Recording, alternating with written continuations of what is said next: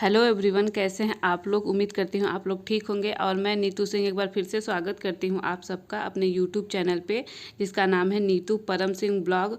और फ्रेंड्स, आज है रामनवमी, तो आप लोगों को रामनवमी की ढेर सारी शुभकामनाएं। और नवमी वाले दिन ना मेरे घर पे कन्या पूजन होता है, तो फिर मैं उसी का तैयारी कर रही हूँ। और आज बनने वाला है मेरे घर पे पूड़ी और काले चने का प्रसाद, और उसके साथ ही बनेगा हलवा। तो फिर मैं वही बना रही थी। तो फ्रेंड्स, चने को मैंने कल ही भिगो के रख दिया था, और सुबह जैसे ही मैं उठी ना, सबसे पहले मैंने चने को रख दिया कुकर में उबलने के लिए। और फिर उसके बाद मैं चली गई नहाने। जब मैं नहा के आई ना, तो मैं यहाँ पे तल रही हूँ पूड़ियों को। और मेरा ना पूड़ी जब मैंने बना लिया, तो फिर इसके बाद ख़त्म हो गया गैस, तो फिर हलवा मैं नहीं बना पाई थी। जितना मैंने प्रसाद बनाया था, मैंने माता रानी को उतना चढ़ा दिया था। और जब मेरा गैस आया फिर से ना, तो फिर उसके बाद मैंने हलवा बनाया। ख़त्म होने के बाद मेरा मन बहुत ज़्यादा ख़राब हो गया था, क्योंकि मेरा हलवा नहीं बन पाया था। तो फिर मैं सोची कि चलो जितना बना है मैं उतना ही चढ़ा देती हूँ। और यहाँ पे मैं पूजा की कर रही हूँ तैयारी, क्योंकि मुझे मंदिर भी जाना है। और फ्रेंड्स, पिछली बार जब मैंने कन्या पूजन किया था ना, तब मैं थी अपने ससुराल में, और वहाँ पे मुझे कन्याएं आसानी से मिल गई थी।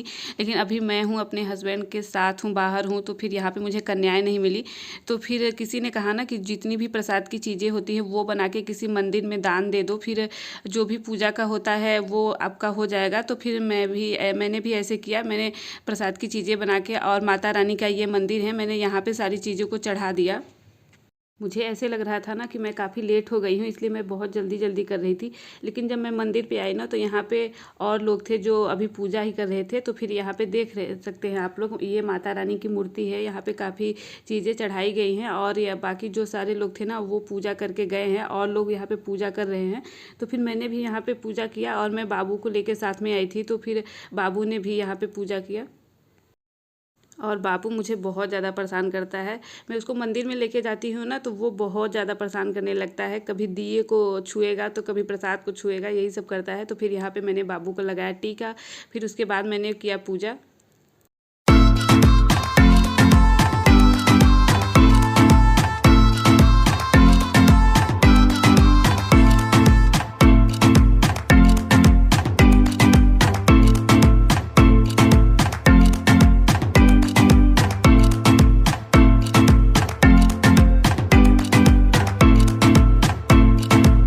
तो फ्रेंड्स, अब हमारी पूजा हो चुकी है, और मैंने बाबू को यहाँ पे स्लीपर भी पहना दिया है। तो फिर अब हम लोग चलेंगे घर पे। और घर पे मैंने बस वही प्रसाद ही बनाया था। उसके बाद मुझे खाना बनाना था, और बाबू का जो दूध आया था ना, वो भी गर्म करना था। तो फिर गैस तो मेरा ख़त्म हो गया था। तो फिर इसके बाद जब मैं घर पर आई ना, तो फिर मेरा फिर से गैस आया। फिर उसके बाद मैंने जो बाकी का खाना था ना, वो बनाया। और यहाँ का जो मंदिर है ना, वो काफ़ी अच्छा है, और साफ़ सफाई भी बहुत थी इस मंदिर पे।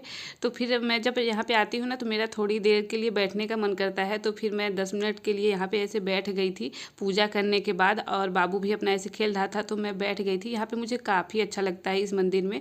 और भीड़ भी ज़्यादा नहीं था, क्योंकि काफ़ी लोग सुबह ही जल्दी से पूजा करके चले गए थे।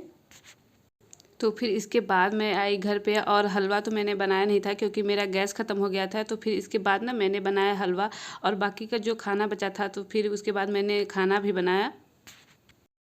और पूजा करने के बाद ना बहुत ज़्यादा अच्छा लग रहा था। आपका मन कितना भी अशांत हो ना, आप एक बार पूजा कर लो ना, तो मन को बहुत ज़्यादा शांति मिलती है। तो अब मैं आ गई हूँ अपने घर पे, और कल की मैं थी व्रत। तो फिर जो प्रसाद मैंने बनाया था ना, तो सबसे पहले यहाँ पे मैंने प्रसाद खाया, और फिर उसके बाद जो बाकी का काम था वो किया।